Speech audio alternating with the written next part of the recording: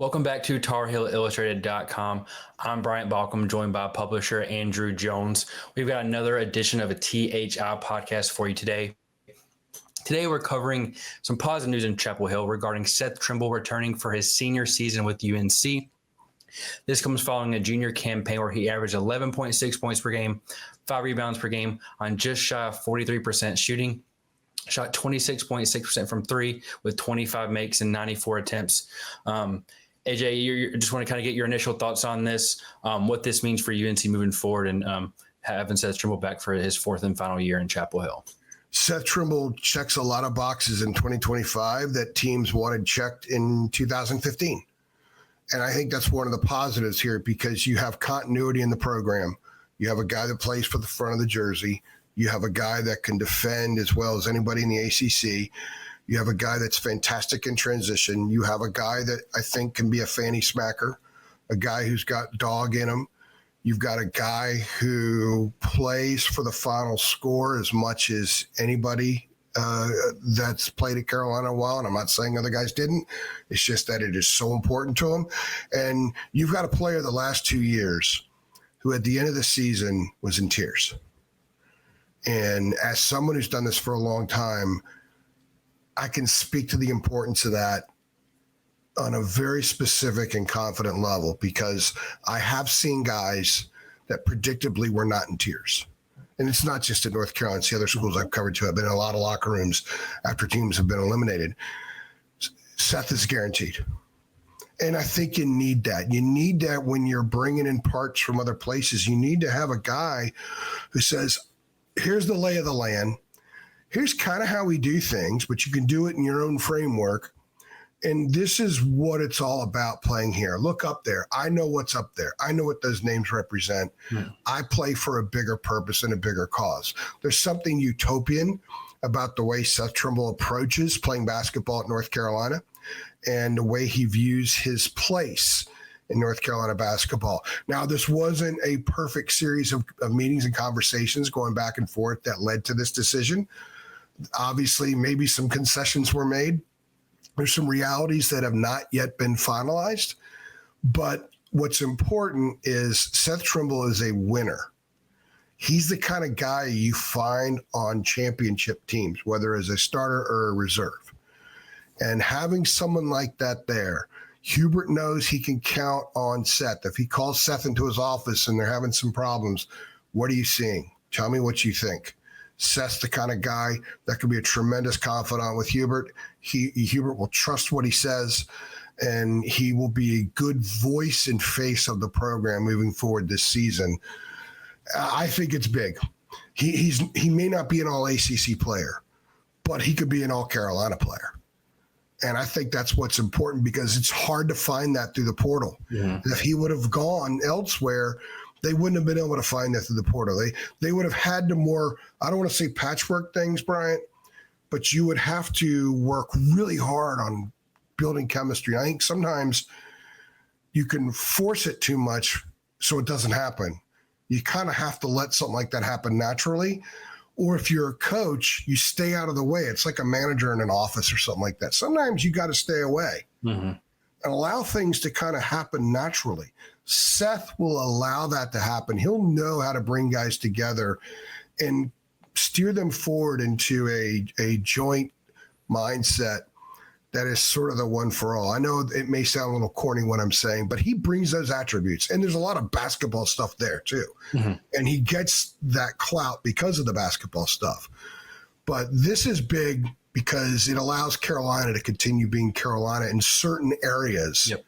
And now that he's going to be the old guy in the program, now that he's not going to yield to anybody in that room, it'll be very interesting to see how much the team moving forward takes his personality as well. I think there's a chance that happens, and I think that is 100% a good thing for North Carolina. And one thing you mentioned was just about knowing what it means to play for North Carolina. And things have changed since his younger brother, his older brother, JP Tokuda, was there. But he's been around that for much longer than anyone else who would play for UNC has. So he has that deeper knowledge that not necessarily other guys may do. I'm not saying anybody else doesn't want to be at UNC or they don't understand, but he kind of has a unique perspective when it comes to that. And more importantly, the on the court stuff, I think you mentioned he fits how UNC wants to play. And when I think of UNC getting out in transition, fast break points, that's fits Seth Trimble to a T. If you look at even just, I remember in particular the Duke game when they came back from down 21 in the ACC tournament, they did not come out with a win, but it looked like anytime UNC was scoring get out in transition, it was Seth Trimble, whether he's getting fouled or finishing whatever baskets it may be, but he fits what they're looking for. And, you know, you can point to the 26% shooting from three, but with the pieces UNC maybe bringing in, depending on how it works out, if you can get a point guard that can shoot and a wing that can shoot at a higher percentage, that having that at the two does not hurt you as much as it may in other scenarios and lineup scenarios. Well, the other thing too is that this isn't going to be an iron five situation where the starters all play 38 minutes. So you lock a guy into a spot. Okay, that's what they're getting from that spot.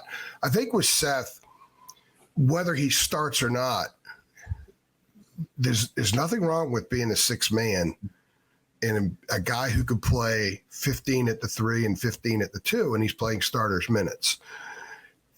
One of the things I love about his game, his on-court game, is you mentioned the comeback. Look at all the times the Tar Heels were down big this year and they came roaring back. Yep. He was always on the floor. Scored 27 points against Dayton in that the first comeback they had in Maui. He's built for that. Now, he's not as effective in conventional half-court situations because he's not a very good perimeter shooter.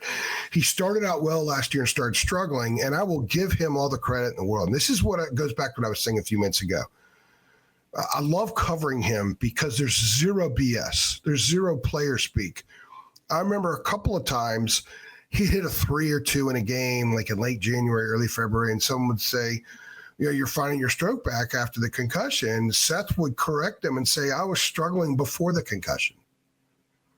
And he was. What did you were look at the numbers before we hit record? I believe it was 1 for his last 11, right?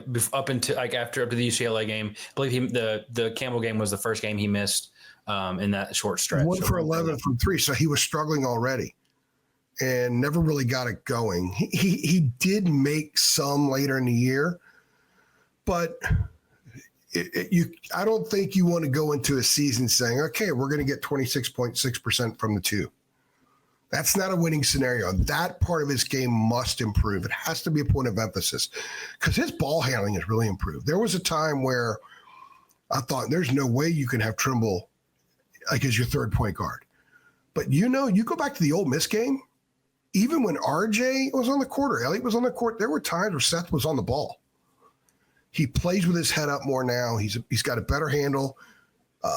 He's a good passer, maybe not a great passer yet. But if he can improve his shooting and get into the low mid-30s with all the other things he can do, and they surround him with a point guard who can shoot and a 3 who can shoot, and if you've got a stretch 4, that might be enough. And I think might be enough for him to be a 34-minute-a-game guy. Now, if he doesn't shoot well, he can still help you in a lot of other areas. He's an excellent rebounder. I think he has a chance to be a great weak side offensive rebounder. And Hubert has talked about that. In fact, I asked Hubert, gosh, it may have been, I don't know, it was December or January at some point during the season. Sometimes this stuff runs together about, I think it was around the time Seth was leading the team in rebounding, and Hubert got a few questions about that. And I asked him about Seth as a weak side offensive rebounder, and he said absolutely. He's got the athletic ability, the spring, the strength, the nose for it. He reads the ball well coming off the rim. That's one of the reasons he was leading the team in rebounding for much of the year. He's very good at reading missed shots on the defensive end, pulling it from the rim, and then heading up court. So now you apply that to the other end where you can just follow. And that's the other thing he needs to do as well. Having sat behind the bench for certain games this year when Seth would drive into the lane and he'd do this stuff instead of just flushing it. He knows, because I've asked him about it, and you could see the frustration on his face. Like, yes, I've got to break that habit. I've got to just flush it. That has to be a point of emphasis too, because he leaves points on the floor. Mm-hmm. He's going to get to the rim in the half court. If he's going to be a weak side rebounder for you at times, he's got to just get that thing and flush it. Instead of get it and try to tap it or do whatever, flush it. He's strong. He gets so high up in the air and he's got great hang time that he should just flush it every time. So the Seth Trimble offseason, I think, is going to look like this. Get up and put up 1,000 threes a day. And oh, by the way, have someone with like 18 broomsticks standing around the rim and just jam over the broomsticks every time. If those two things happen, if he's a 34% shooter from three and he flushes in traffic, he's going to go from 11.6 to about 16 or 17 points a game. And if you add all the other attributes and they're able to surround him with some shooting as well, that's a really good basketball player. And that's the kind of guy you want smacking fannies for 5 months because he's got the clout to back it up. He has a chance to have a phenomenal senior year. But those two parts of his game must improve. He knows it. His family knows it. Hubert knows it. Marcus Page, whom he has tremendous respect for, he knows it. They all know it. So we'll see if it happens. If it does happen, then maybe one of the best moves Carolina makes this offseason is keeping Seth Trimble. Mm-hmm. And I mean, I agree. We had six months to work those things out, or at least, over 6 months until we get to November, and see if those questions are answered. But definitely a big. That was Seth working on his three. I heard a swish. Did you hear that? Did you hear it? I think I heard a faint. Is that what it was? I heard a faint something. There were times. Sure. RJ admittedly was flat on his jumper against Ole Miss. And sometimes, here's the basket. RJ's jumper would be like that. Seth's are like, he's got a lot of arc. And hits the front of the rim a lot. That'll be something that's worked on. A little less arc, gets it over the rim, a little more backspin, and gets some rolls. He has got a chance to have a really, really good year and go down as a guy that's remembered really, really fondly for decades and decades and decades. Yeah, and we'll see a long offseason, but an offseason that can be productive towards him becoming that player. Yeah. Again, we won't find that out for a couple more months. You know what he needs to do? He needs to go to Damian Lillard's camp.